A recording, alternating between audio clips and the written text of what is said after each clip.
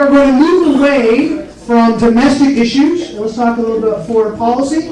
I would like to find out what people think here the role of the United States in global affairs should be. What should our role be? Should we be the police of the world? Should we pull back and not be involved at all? Something in between. Let's start with the Tea Party. I'm just going to say something short. I think that our role in the world depends on what's going on in the world. I mean, if there's nothing going on in the world, our role in the world is just to chill out at home and hang out.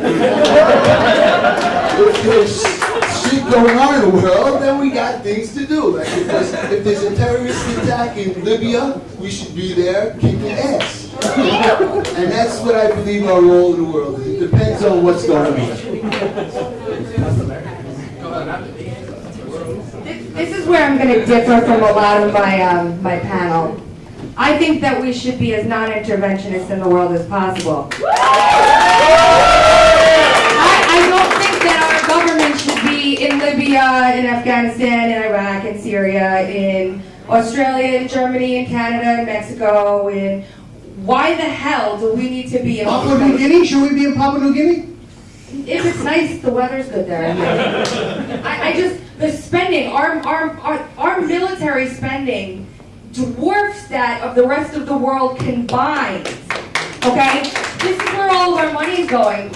Empires never ever stand. Empires always fall. And what we're doing right now is building an empire, and it's kicking us in the ass every day, 10 and 20 times over. Not interventionism. I can't disagree with any of that. I think it's time to end the wars in Afghanistan and in Iraq and in all the other places we haven't even legally declared them. I think it's very, very, very important to acknowledge that military spending is out of control. In 2011, it was 27 cents of every dollar. Yes. The next highest thing was 21 cents for health, I believe. It's our priorities need to be restructured and realigned when it comes to the foreign. The percentage is 55.8%. We're actually spending 55.8% of our budget on just military spending alone. And if we can reimagine that budget and actually redistribute, yes it is, we just found it out, it's on Google. From the mouth of an educator, that's a Freedom of Information Act to Google. So if you can imagine what redistributing that amount of money or some portion of that amount of money to actually, I mean, like our classrooms need to be where our priorities are for our future and our sustainability. I mean, like I understand about the war on terror and on and on and on, but there's also the education of our nation. That's also should be one our primary goal. So I just want to give you guys some figures. We are spending $653 billion a year on defense. $2 billion per week in Afghanistan. Right. Versus $72 billion for education. So that is a huge gap. Well, I think that we need to tell the UN to get out of Dodge. That's what I think. We need to make sure that we understand that there are people that ask for our help all the time. You know, and so when you guys act like we infiltrate other countries when actually they ask for our help. Now, I'm not a military person, David is, and he knows more about what's going on, but what I understand is that the reason why a lot of times we're in different countries is because not only did they ask us to be there, but we're protecting our own interests by being in other countries so that they can't come and attack us. So that's something that we need to understand as well. So you can take it any way you want to take it, but that's part of it. So we need to make sure we're a strong country and other countries are not involved in what we do, because we have people over here right now that are trying to look at our polling system from another 3 minutes. when they don't even know how to handle their own country. People, they cannot. They don't know what to do with their own country. So, I have to say, Dwight D. Eisenhower, military industrial complex. We've been warned, and it's happening. Also, the unconstitutional use of drones to assassinate people without due process. We've killed several Americans across the seas without due process. Also, the unconstitutional declaration of war done by basically a practical dictatorship that our presidency has become since JFK. So we have to address those things. Second of all, third of all, probably the best reason that we can get involved in any country is for peacekeeping. That grows the economy. Having peace grows the economy. And second of all, probably the freedom of practicing religion. If every nation has the ability, at least that we can pressure, that if there is any kind of discrimination by any religious group upon another, that we say, this is not what the world needs, this is not how the world runs, that reality and truth are one, and in our country, it is a beautiful thing that we can all worship whatever name we call the unknowable essence of all things.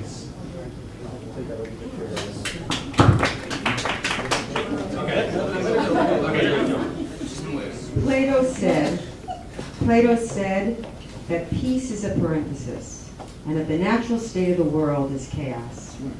And previous to World War II, we saw that and we witnessed that. And the great American experiment, the founding principle of which, the first moral government in the history of the world, the first moral government in the history of the world based on individual rights, fought and defeated evil in World War II. And since that time, we were the good cop on the beat. The reason why Russia wasn't going into Norway or Cyprus or what have you was because our ships were there. It's not accidental that we lived in what is considered to be the most peaceful time in modern history post-World War II. 2 minutes, Tea Party. It is not an accident. You have to fight for and defend your freedom. And while I do agree that we are spending too much money in foreign countries that do not support political freedom, our job as the great, magnificent experiment whose basic premise is individual rights and freedom was to teach that freedom and to reward political freedom in countries, not to give it to, say, Pakistan, who's working. It is our job. It is our job. For the preservation of this country, and our freedom, we have to support freedom-loving countries who will serve as bulwarks across the world, like our number one ally in the Middle East, Israel, who is responsible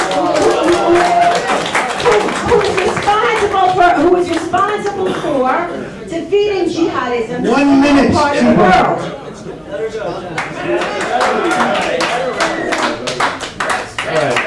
I'd like to point out first that we spend as much as a country as the next 20 countries combined, 19 of which are allies, okay?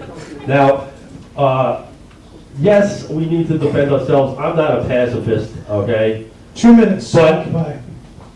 we don't need to spend money for the sake of spending money. The way the spending system is set up in this country, every project is split off into every congressional district. So you can never get Congress to kill a bad project because they all have money in it, okay? Another point I'd like to make is that when the leadership of a country decides to go to war, okay, and a lot of Occupy people will not like my market analysis of this, but they make a cost-benefit analysis of attacking another country, okay? And are my benefits of invading Iraq going to be higher than my costs, okay? A lot of times they're wrong, okay? Leaders of countries are just way too optimistic about the benefits of invading another country versus the costs of 1 invading minute. another country.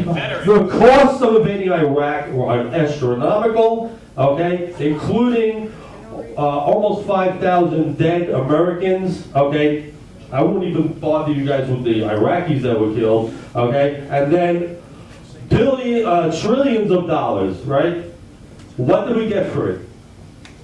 I can tell you what you got for it with your tax dollars, right? So for every dollar that you paid in taxes, 27 cents of that went to active duty. 30 seconds, Occupy. 4.4 cents of that went to returning veterans. Many of them can't get jobs. So Yeah, you guys have- What that actually means is that as much as we like to say supporting our troops, the government actually only spends 4.4 cents on the troops that are returning home. 10 seconds. So we are actually advocating that a lot more money would be spent on the troops that